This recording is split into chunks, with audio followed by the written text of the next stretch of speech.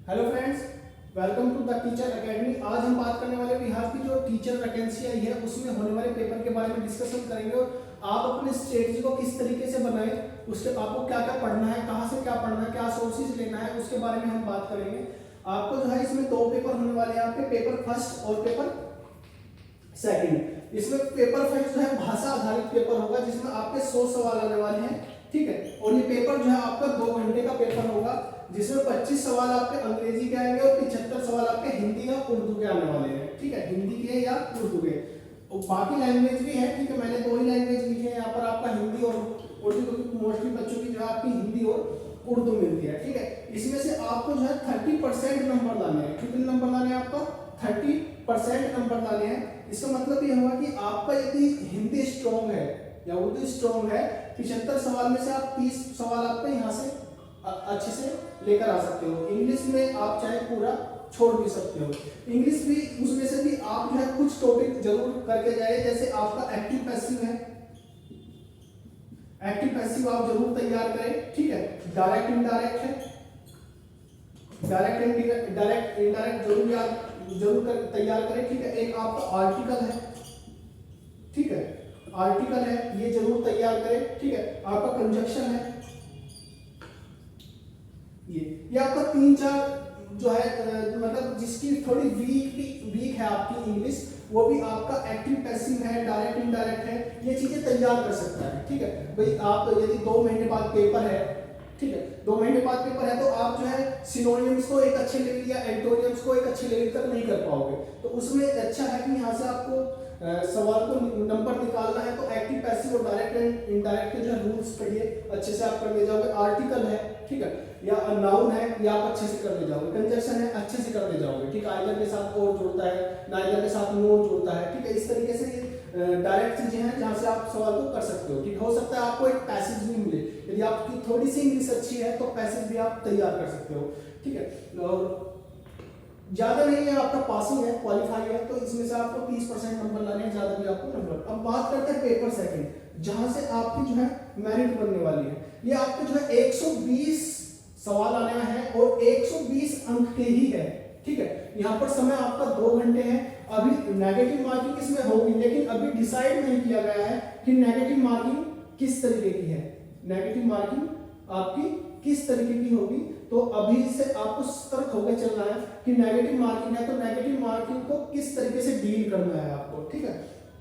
इसमें आपको ये सब्जेक्ट दिए गए हैं। सबसे पहला सब्जेक्ट है आपका प्राथमिक गणित।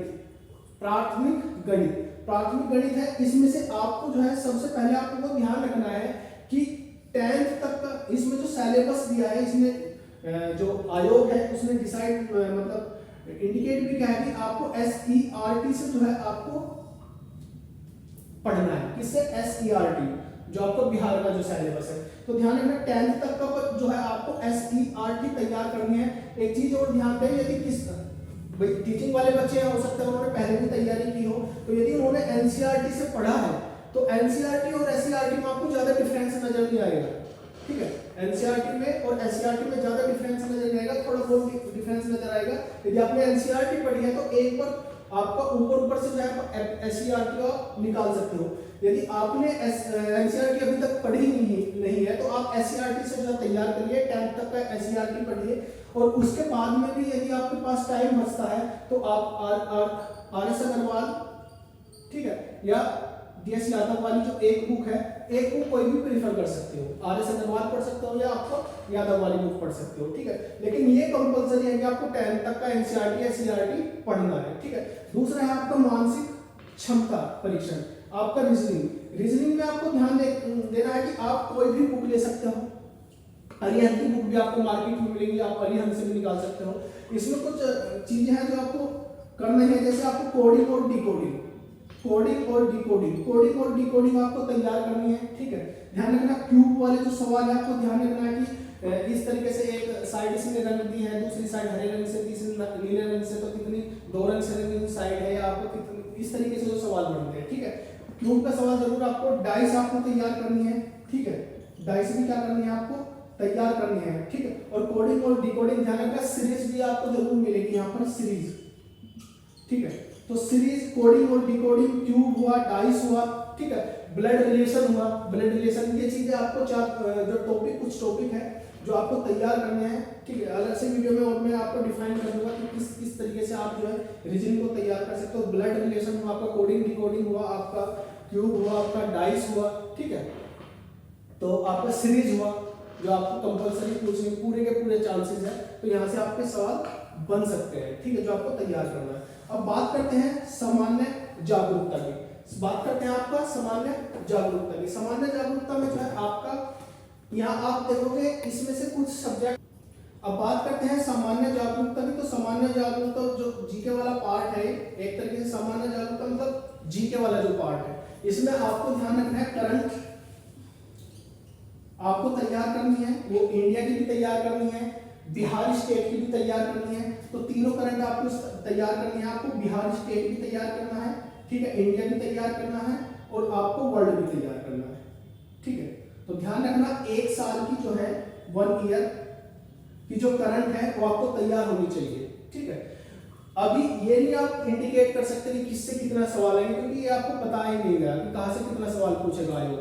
तो अभी तो आप ये मान के चलिए जो भी सब्जेक्ट है आप उस पर जो है 100% दीजिएगा, ठीक है। इसमें आपको जीके में आपको बिहार की जीके तैयार करनी है, ठीक है, और जो आपकी जीके आपकी जो इंडिया वाली है, ठीक है, और वर्ल्ड वाली। अब बात जैसे जीके की बात है सामान्य जागरूकता, तो सामान्य जागरूकता के अंदर ही आपका जो है जैसे आपका भूगोल और पर्यावरण है, जैसे इंडिया के अंदर आपको ज्योग्राफी है, ज्योग्राफी आपकी यहीं पर तैयार हो जाएगी। मतलब सामान्य जागरूकता ये इसी के पार्ट है, भूगोल और पर्यावरण। तो आपको ध्यान देना चाहिए कि जो सामान्य जागरूकता है इसके लिए आपको जो है क्या करना है कि 10th तक का क्या करना है, 10th तक का आपको SERT तैयार करनी है। 10th तक का आपको SERT तैयार कर सकते हो।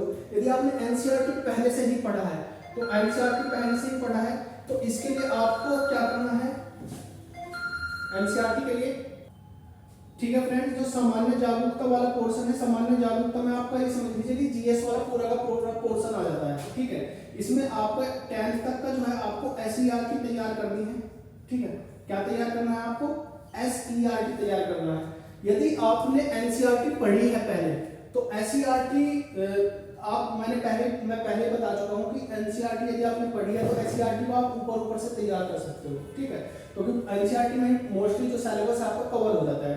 यदि इस SRT की बात करें, जैसे आपका ज्योग्राफी वाला पोर्शन है तो ज्योग्राफी वाला पोर्शन आपका SERT यहीं पे 10th तक जब SRT आप तैयार करोगे, ध्यान रखना 6th से 10th तक का है, 6th से 10th तक का आपको SERT पढ़नी है।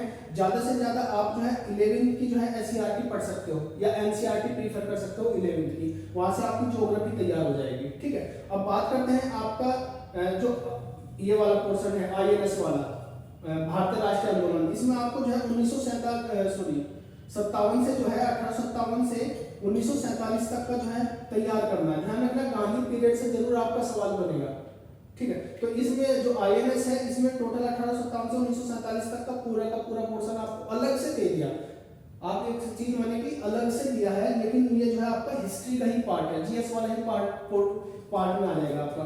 सामान्य ज्ञान के लिए आपको ध्यान रखना है कि 6th से लेकर आपको 10th तक का SERT या NCERT तैयार करना है। कोई सा एक आप तैयार कर सकते हो, SERT या आपका NCERT, ठीक है, ये दोनों आप तैयार कर सकते हो, ठीक है। मैंने कुछ टॉपिक जो है सामान्य विज्ञान के जो अपनी वीडियो में भी डाले हैं, अपने चैनल पर डाले हैं, तो आप उन्हें भी देख सकते हैं, आपको जो है हेल्प मिलेगी उससे काफी ज्यादा, ठीक है। तो 6th से 10th तक का जो है आप NCERT या SERT फॉलो करिए, साइंस आपका पूरा का पूरा तैयार हो जाएगा, ठीक है।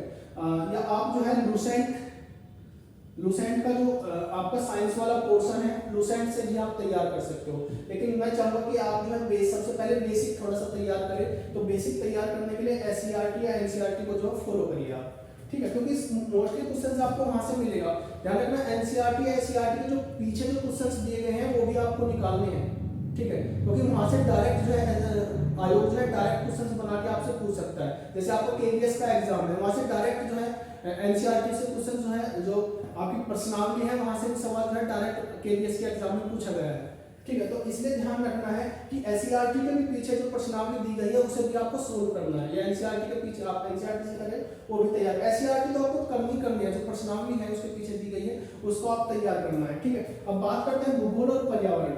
भूगोल जो है आपका इसी 10 तक का जो आप तैयार करोगे भूगोल वाला पोर्शन है, एससीईआरटी को आप 6 से 10 तक का जो है आप भूगोल की किताबें पढ़ी एससीईआरटी की, वहां से तैयार हो जाएगा। पर्यावरण के लिए ध्यान रखना है 3 से लेकर आपको 10th तक का जो है आपको ईवीएस वाला पोर्शन पढ़ना। ईवीएस वाला पोर्शन जो है इसी में ही ज्योग्राफी में मिक्सअप है, आप ये समझिए। 3rd से 5th तक का जो है आप जब पर्यावरण वाला पोर्शन पढ़ोगे तो ये एक तरीके से मिक्सअप सिलेबस होता है भूगोल का और आपका पर्यावरण का। तो जब एक ही आपको किताबें मिलेगी एससीईआरटी की 3rd से लेकर आपका 10th तक का, 3rd 4th 5th ध्यान रखना 3rd 4th 5th भी आपको जो है पर्यावरण के लिए भूगोल ज्योग्राफी का और ईवीएस वाली जो किताब है वो एससीईआरटी की दोनों पढ़नी है।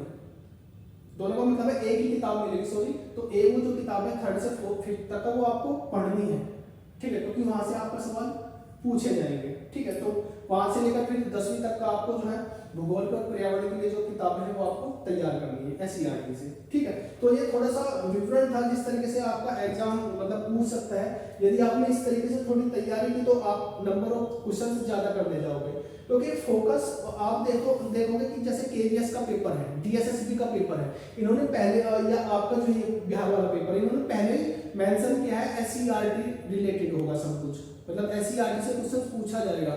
और जैसे आप थोड़ा एनालाइज करोगे कि जैसे केवीएस का पेपर हुआ है तो वहां से एनसीईआरटी से सवाल पूछे गए हैं, प्रॉपर जो है टोटल जो है एनसीईआरटी रिलेटेड जो है पूरा का पूरा पेपर था। तो इसे आप जो है नजरअंदाज नहीं कर सकते कि आप जो है जीएस इधर से उठा के या उधर से कुछ पूछ रहे, नहीं, आपको प्रॉपर एससीईआरटी की बुक्स पढ़नी पड़ेगी, ठीक है। तो एससीईआरटी पे आपका पूरा का पूरा फोकस होना चाहिए, चाहे आप कहीं से भी तैयारी कर रहे हो, लेकिन एससीईआरटी की या पीडीएफ की फॉर्म में या बुक की फॉर्म में आपके पास में कंटेंट होना चाहिए। तो एससीईआरटी किताबें आपके पास में कंपलसरी है और उसमें से पूछे गए जो क्वेश्चंस हैं उनके वे भी आपके पास में होने चाहिए, ठीक है। तो इस तरीके से आप थोड़ा सा प्रॉपर वे में आप तैयारी, जैसे आपका मानसिक क्षमता वाला है ये तो आपका एससीईआरटी बेसिस में आप अलग से कुछ टॉपिक इसके लिए तैयार करिए, प्राथमिक मैथ को आपको वहां से कर दूंगा। तो इस वीडियो में इतना ही था।